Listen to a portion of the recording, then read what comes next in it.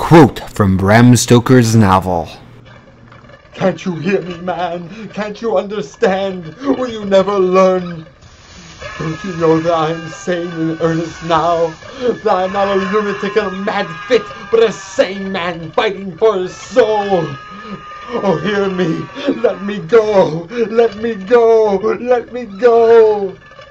Hi, I'm Bobby. Thanks for the warning. And using the DVD scene selection, I'm doing a scene-by-scene review of my favorite movie, the 1931 version of Dracula. Tonight, we are on Scene 10, Renfield's Warning. In this scene, Professor Van Helsing tells Dr. Seward that he suspects that Renfield is a vampire. And Renfield warns them that if he's not sent away, something dreadful will happen to Miss Mina.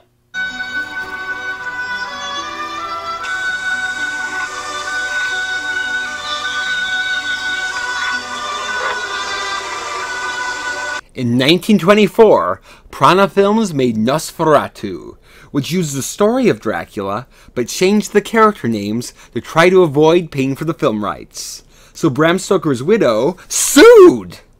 And to help pay for this lawsuit, she sold the theater rights to the actor, writer, and director Hamilton Dean.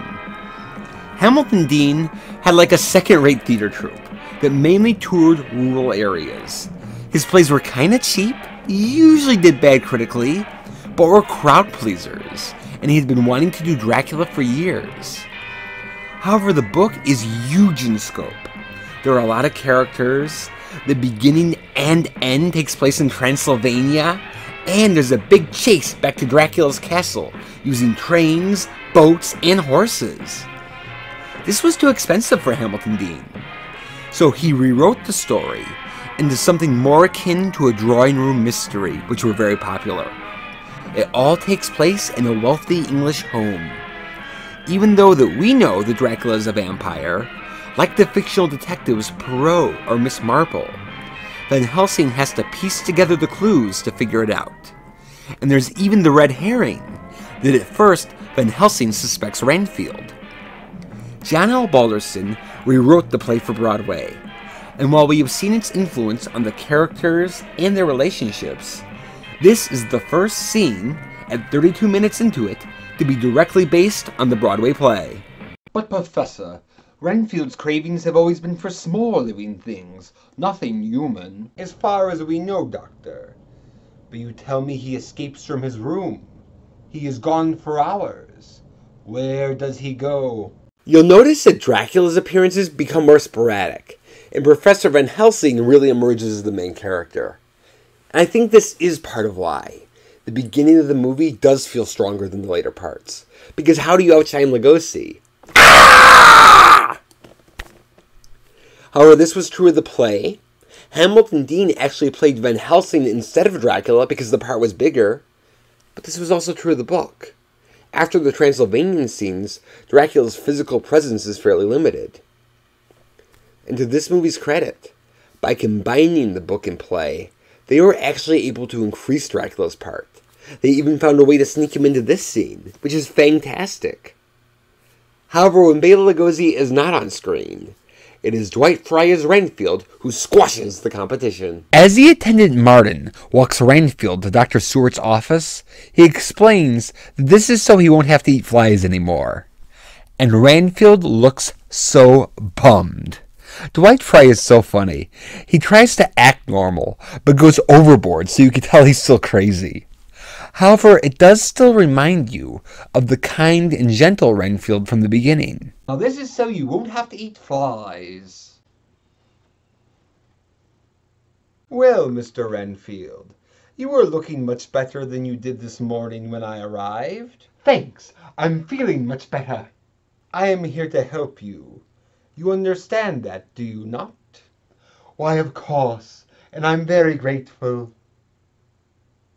Keep your filthy hands to yourself! Now, Renfield. I love the dialogue. It's well written. It has that strong literary influence of being based on both a classic novel and a Broadway play. And it has this unique earnest quality, where vampires and everything related to it is taken extremely seriously. In the documentary The Road to Dracula, Dwight Frye's son explains that Renfield is the most multifaceted character in Dracula. Sometimes he's sane, sometimes he's insane, and sometimes he's vampirish. He is torn between having a good heart and being desperate to save Mina, and being under Dracula's power and having to help him. His only hope is to be sent away where he physically can't. As soon as he realizes he's a threat, he has to hate Van Helsing. It's more like instinct than thinking about it. Throughout the scene, his eyes and tone are constantly changing as he goes back and forth between pleading with Dr. Seward and showing disgust for Van Helsing. Then he hears the sound of the wolf's howl, and he realizes he has said too much. Why are you so anxious to get away? My cries at night, they might disturb Miss Mina. Yes? They might give her bad dreams, Professor Van Helsing. Bad dreams.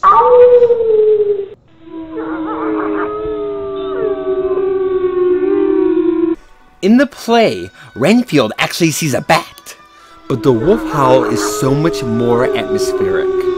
In horror films, a wolf howl has kind of become a cliche sound effect. But remember, this is still the early days of sound. It was still a new scare for audiences, and the look of terror on Renfield's face still makes it spooky.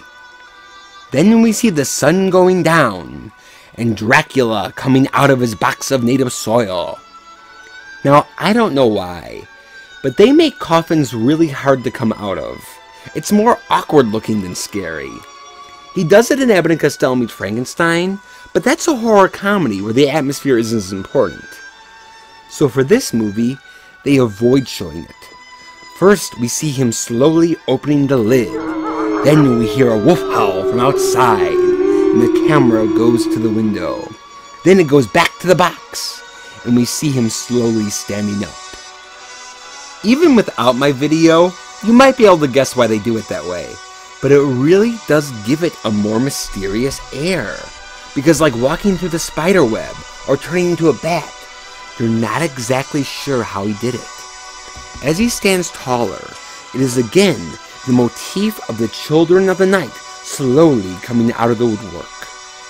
And that unique slow style of movement and constant stare makes you really feel that he is an undead vampire. Later in the movie, they'll actually reuse this exact same shot. But I like that, because why would it be different? This is a ritual that he's been doing for centuries, and it feels like it. That sounded like a wolf. Yes, it did, but I hardly think there are wolves so near London. He thinks they're wolves. Me, I've heard them howl at night before. He thinks they're talking to him. He howls and howls back at them. He's crazy. I might have known. I might have known.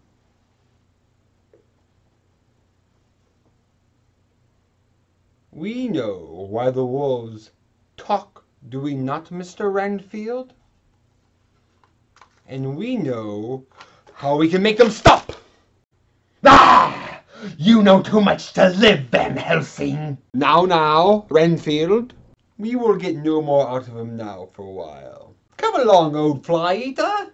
I'm warning you, Dr. Seward. If you don't send me away, you must answer for what will happen to Miss Mina. Take him away, Martin. Come along now, come along! Exposed, Renfield is enraged and offers a final warning for the events that are beyond his control. Surprisingly, Van Helsing doesn't explain it, but in the book, communicating with wolves is one of Dracula's powers. So elementary, my dear Seward, this is a clue. And Van Helsing tests this hypothesis by showing Renfield the vampire-repellent Wolfbane. Renfield is repelled and screams, which suggests that Renfield is taking on the vampire characteristics. Now, in the book and English production of the play, they use garlic. But for the Broadway play and the movie, they use Wolfbane. In Slavic folklore, garlic was used as a vampire repellent. But the general audience would not have known that. When John L. Balderston rewrote Dracula for Broadway, Part of his job was to make it more sophisticated for New York audiences. I've tried unsuccessfully to find the actual answer, but my educated guess is that he thought garlic would sound ridiculous. Imagine if someone told you that onions were a vampire repellent. Whereas Wolfbane is more exotic. You couldn't just buy it at the store. And the name alone suggests horror. It's a real plant, but it's highly poisonous even when you touch it, so you wouldn't be able to handle it the way they do in the movie. But it does have real folklore connections.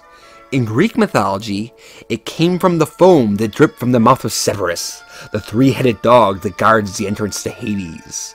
And in the Middle Ages, it was known as one of the ingredients that witches used in their ointment that they would spread on their bodies and broomsticks that would allow them to fly. What was that herb that excited him so? Wolfbane.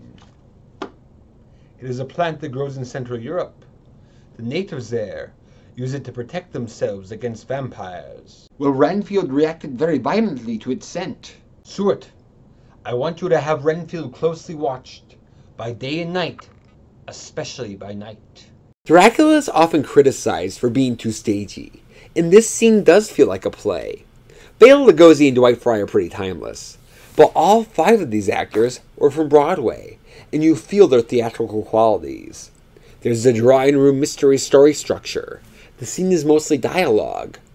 Martin and Renfield enter and exit the room, which tends to happen more in plays than it does in movies. And as a director, Todd Browning films it very basically, without any close-ups or too much creative camera work. But so far, I like these qualities, because it makes Dracula feel old. Dracula's castle is old. Haunted houses and haunted graveyards are old. And with Bela Lugosi and Dwight Frye being so spooky, to me, it feels like they're the ghosts haunting the movie. And those dated qualities add to the eerie atmosphere. Now, will Dr. Stewart and Van Helsing adhere to Renfield's warning? Or will Mina become the next victim?